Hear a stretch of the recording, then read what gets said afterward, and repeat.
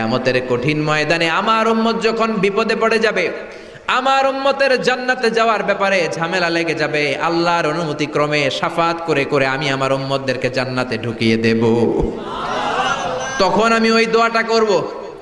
বিশ্বনবী সেজদায় পড়ে থাকবেন কিয়ামতের ময়দানে, সব নবীরাও বলবে ইয়া নাফসি ইয়া নাফসি। কেউ যখন আল্লাহর কাছে যেতে পারবে না, সবাই মিলে বিশ্বনবীর কাছে যাওয়ার পরে বিশ্বনবী তখনও মাথা তুলবেন না। বিশ্বনবী কপাল ঠুকে কেঁদে কেঁদে বলবেন রব্বি হাবলি উম্মতি, ও আল্লাহ আমার উম্মতকে আপনি মাফ করে দেন। সুবহানাল্লাহ।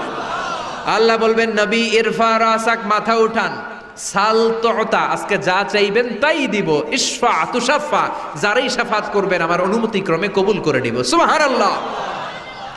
বিশ্বনবী চাইলে ওই দোয়াটা দুনিয়াতেই করতে পারতেন অন্য নবীদের মতো, ঠিক কিনা? অন্য নবীরা যেমনি নিজেদের প্রয়োজনে ওই দোয়াটা দুনিয়াতেই করেছে, আমার নবীকে ওই রকম করেছে নাকি?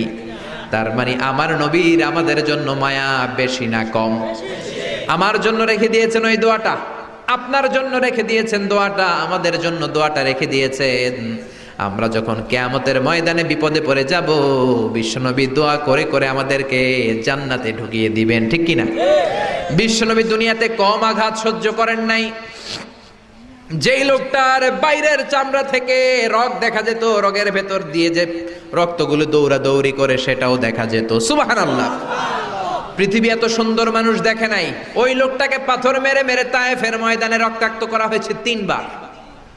আমি দেখে এসেছি এবার জায়গাটা। একবার আহত হলেন, আবার উঠলেন, আবার পাহাড়ের কাছে গেলেন, আবার মারা হলো, আবার পাহাড়ের ওই পাশে গেলেন, আবার মারা হলো। 3 বার পাথর মারা হলো। বিশ্বনবী নিজের কোনো প্রয়োজনে, নিজের স্বার্থের জন্য যান নাই, তায়েফবাসীদের জান্নাত নিশ্চিত করার জন্য, তাদের ভালোর জন্য, তাদেরকে দাওয়াত দেওয়ার জন্য গিয়েছেন। তারপরও মাইর আছে না নাই? তখনও বিশ্বনবী দোয়া করেন নাই। ওই দিন যদি দোয়া করতেন আল্লাহ তায়েফবাসীদেরকে আপনি শেষ করে দেন, সেকেন্ডের মধ্যে পুরো তায়েফকে পাউডার করে দিতে পারতো কে? উহুদের ময়দানে তীর এসে বিশ্বনবীর দাঁতের মধ্যে বিঁধে গেল, ঝরঝর করে রক্ত ঝরলো। ওই কঠিন দিনেও বিশ্বনবী ওই দোয়াটা করেন নাই, ঠিক কিনা? বদরের